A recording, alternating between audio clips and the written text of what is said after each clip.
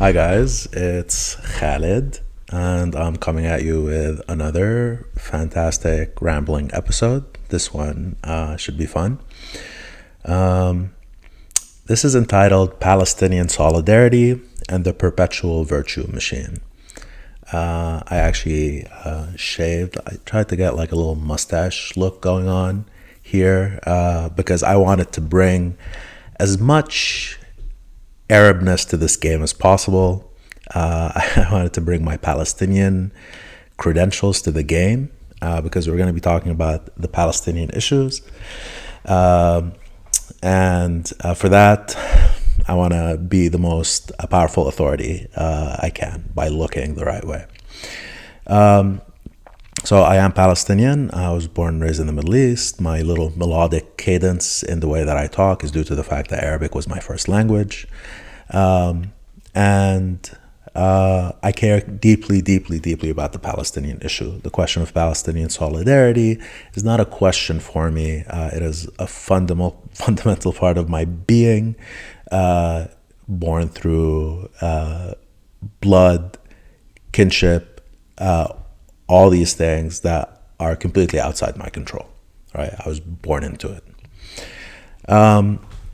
So the question that I'm asking myself, it's a reflection of a question that I saw online, was should the left, as a project, concern itself with the Palestinian question, with the question of Palestinian solidarity, the cause, whatever that may mean, or the future and the well-being of the Palestinian people. And this is where my credibility, my cred, and my mustache come in to protect me as I say the following.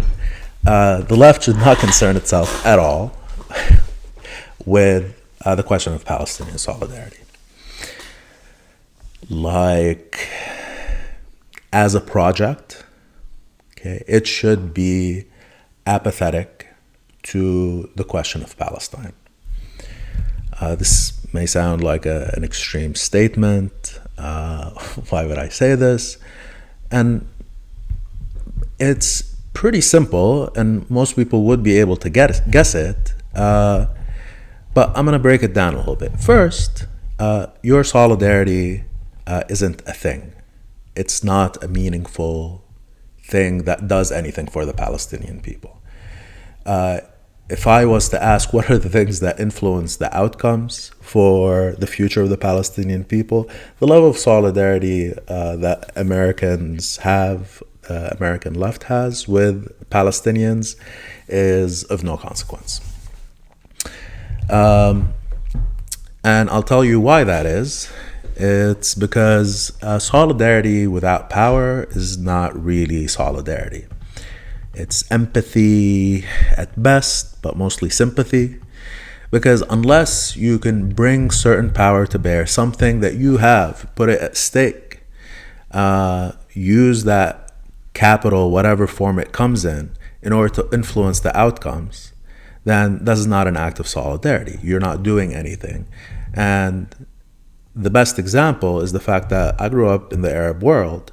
The levels of solidarity that your average individual have, your average Arab citizen on any street in any country in the Arab world, would express levels of solidarity that will be unheard of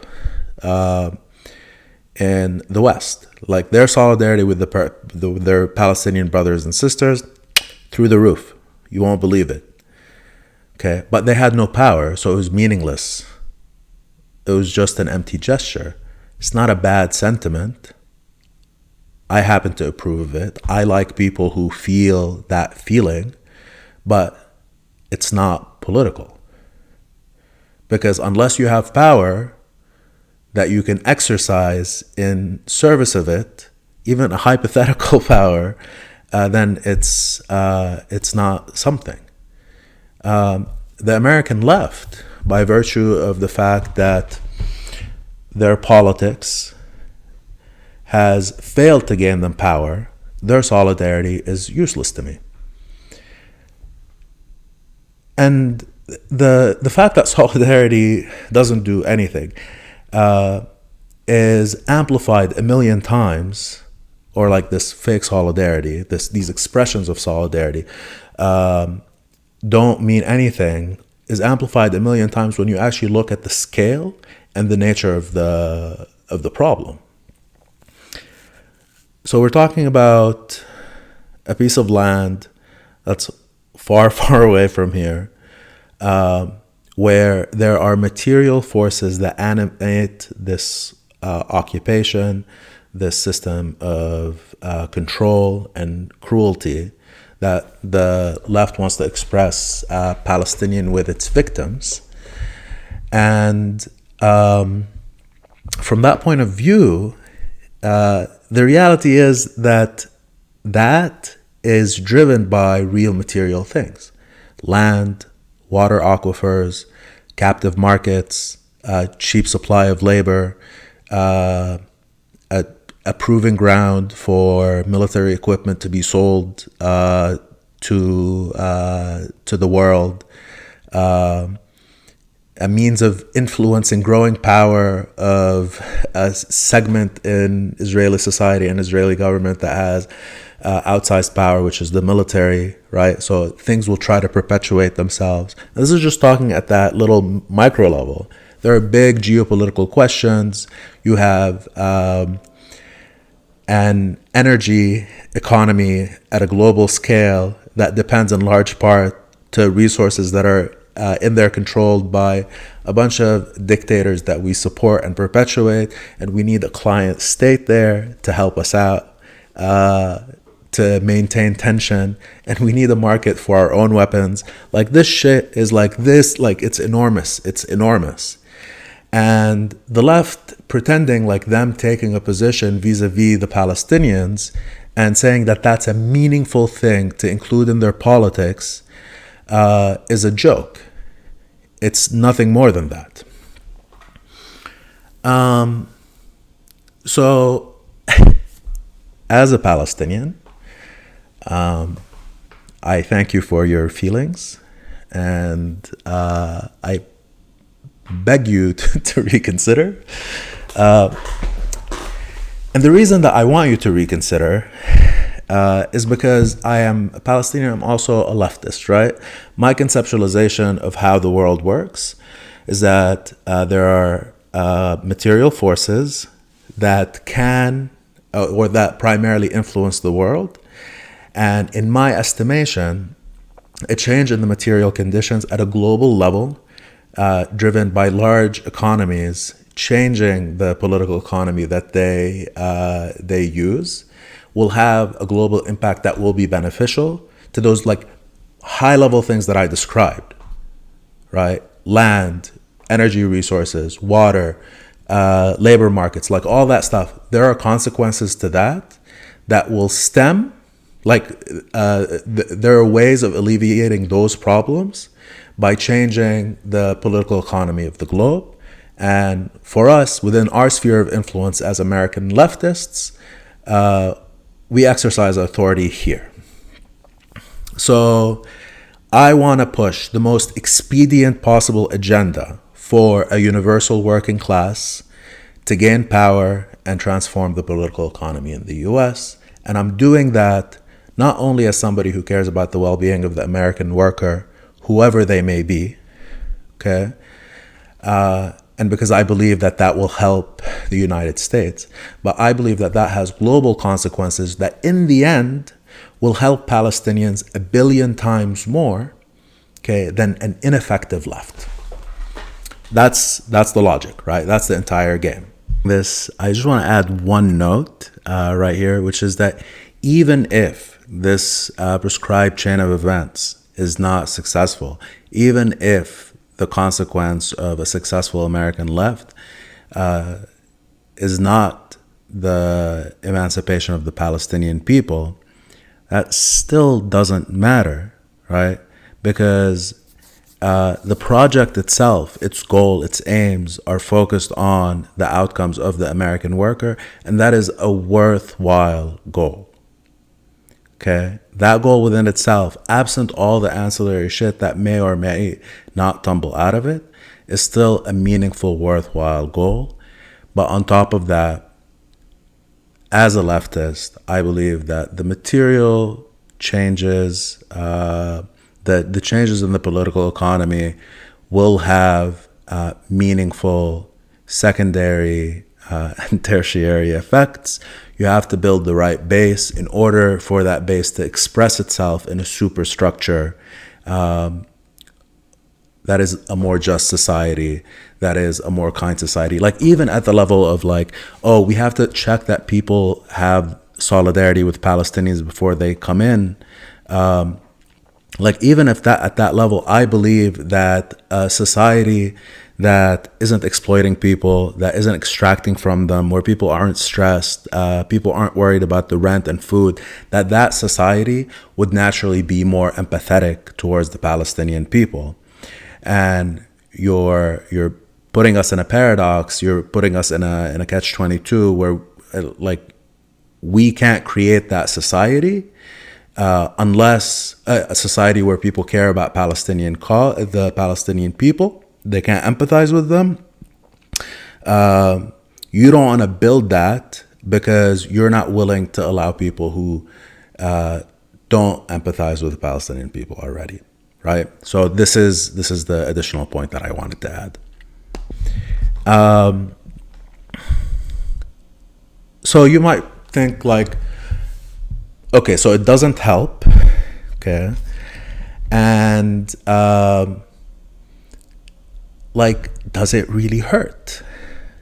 Does it really hurt to take the right position about Palestine?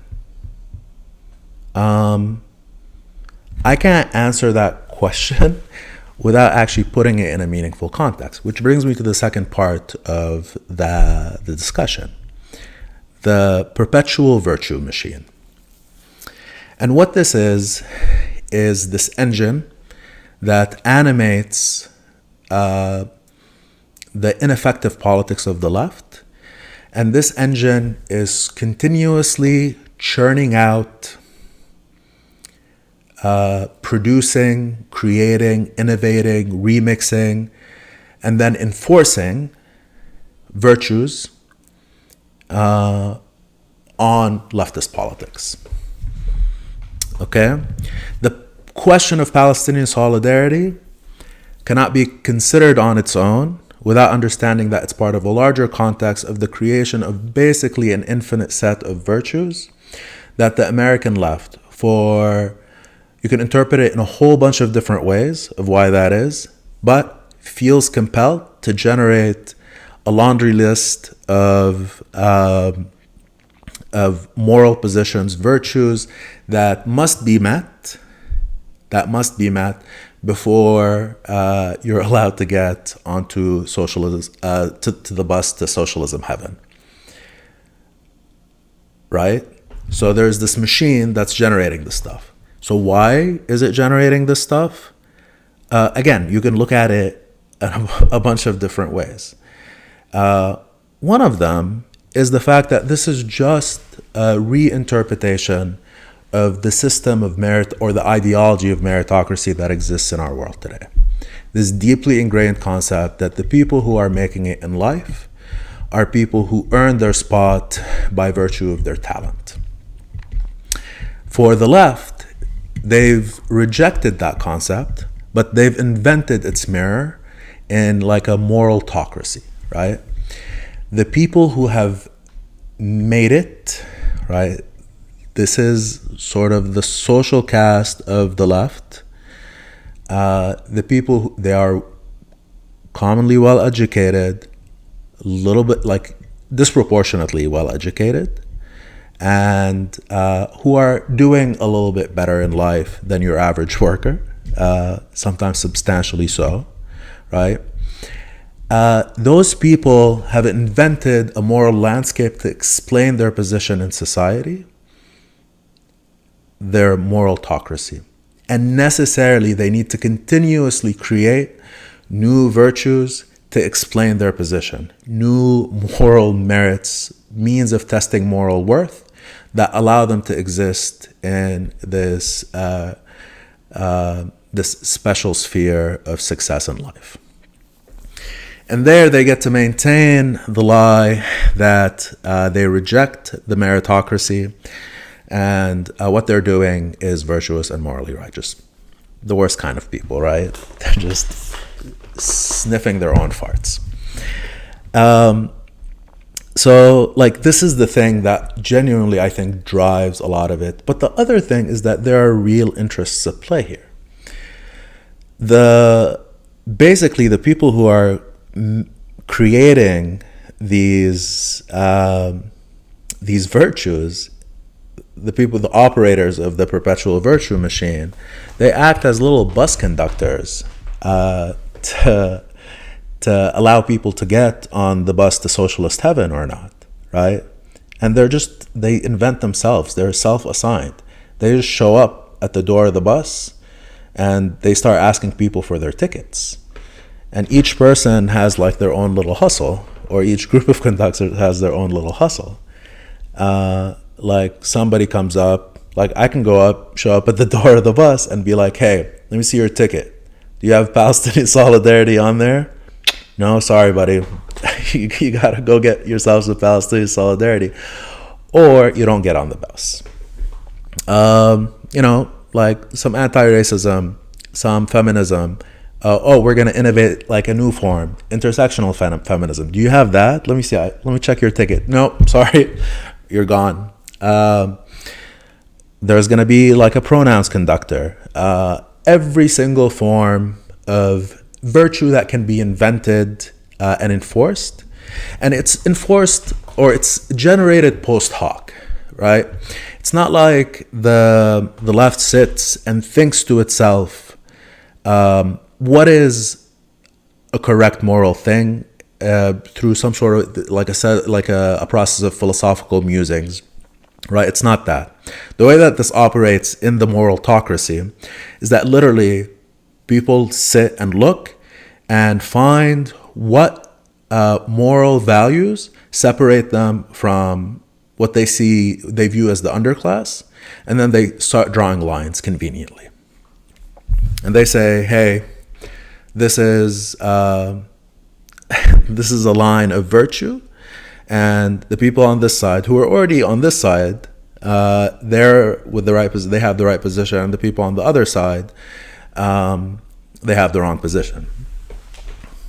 Now, what's interesting is where these lines are drawn, right? And this shows you the stupidity of the whole thing and just how bankrupt it is they're drawing the line for a specific optimization. Because let's say that you are a left driven by some sort of absolute sense of moral righteousness. There is no reason why that left doesn't fully embrace a vegetarian position and even a vegan position. Make that a line that you draw. Okay? But even though you say, we can't compromise on the question of Palestinian solidarity, we can't compromise on the question of anti-racism, we can't compromise on all these different questions, you are making compromises all the time, right? And the compromise you're making here is, you know what? There are too many people that eat meat, right? And like, it might be the right moral thing, the right moral position to take to make the inclusion-exclusion criteria at the vegetarian, non-vegetarian line. But that makes the circle too small, right? All these conductors coming in with their new virtue test, their new moral tests, they're creating this Venn diagram, okay, of impossibility, shrinking the number of people that can identify with this project, who don't feel alienated by some portion, one of these circles, or even just the very existence of so many circles is alienating because they can't see their own issues out of the mess of virtuous priorities. Okay? But the thing is, you can't make what's left too small. Right? That circle in the middle can't be too tiny, because who are you going to sell your magazines to? Who are you going to sell your podcast subscriptions to? Who are you going to sell your books to? How are you going to trick people to work in your organization and come pray essentially at your church. That's the point, right? You have to be careful. You can't pick things willy-nilly, right? The circle has to be big enough to support the hustle, right? But not too big to actually be effective. And this is why it's permitted, right? If the ideology driving the perpetual virtue machine was actually effective at its job, it wouldn't be rewarded. It wouldn't exist in society, in a capitalist neoliberal society, without being continuously punished. The opposite is true. It's rewarded, right? So I'll give you an example. Last week, somebody by the name of Keeanga-Yamahtta Taylor won the Pulitzer Prize for her book, Race for Profit. Okay? Keeanga-Yamahtta Taylor is a Marxist. At least she was one. I can't describe her as one right now, but whatever. Let's say that's where she was. But her success, her trajectory, her professional success has been predicated purely on the fact that, so she's a professor at Princeton in the Department of Critical Race Theory, right? If that politics was meaningfully antagonistic to the system and endangered its stability, there would be no professor position at Princeton that reflected it, and no Pulitzer prizes awarded to the people that perpetuated it. Now, the reason that I point at Keeanga-Yamahtta Taylor is twofold. One, because she says she's a Marxist, or she used to say that she's a Marxist, I think. And so, like, that could have been a path that she could have pursued, right? She's a talented communicator. She's obviously incredibly smart, right? But there were no professional rewards going down a Marxist materialist route. Other things were rewarded. So that's the first reason. It's like, oh, like there were choices here to be made, but the road that was paved was the road towards ineffective politics, right? And this is the one that she was brought into and made a priestess of. Okay, now she evangelizes it. And more importantly, because she's part of the perpetual virtue machine, she does the important role of enforcing it. So 10 days before the Iowa caucuses, here in the year of our Lord 2020, Keeanga-Yamahtta Taylor goes out on a tweet storm because Joe Rogan, a podcaster, an MMA color commenter who happens to have a large following, expressed the sentiment that he supports Bernie Sanders, or he might vote for him. And Bernie Sanders' digital media account highlighted that fact. Keeanga-Yamahtta Taylor loses her shit. She goes on this Twitter thread that Joe Rogan and effectively his audience are homophobes, sexists, transphobes, and racists. And she says that by association, the choice that Bernie's campaign made of highlighting Joe Rogan's statement is an effective endorsement of sexism, transphobia, homophobia, and all that stuff. And then 3 people from the Bernie campaign that I'm aware of either liked or retweeted Breonna Joy Gray, who's the communications director for the Bernie campaign, Nina Turner, who's basically his number 2, and this guy's name is Philip Agnew, right? 3 surrogates or highly placed staffers tweeted this person for saying that the Bernie campaign effectively is effectively endorsing sexism and transphobia. And what she followed up with in her little tweet storm, she's like, it's not about rejecting these people. We want to bring them in, but they can't just come in willy-nilly. They have to do a struggle session. They basically have to confess their sins, right? You don't get to go into the church of Keeanga-Yamahtta Taylor without confessing your sins. Just like the Catholic Church, you have to go in, tell the priest that, hey, I've been thinking about my neighbor. She's super cute. I'm really embarrassed about it, or I think I'm making a sin, I'm thinking naughty thoughts, and the priest assigns you, 6 Hail Marys and, 4 Our Fathers.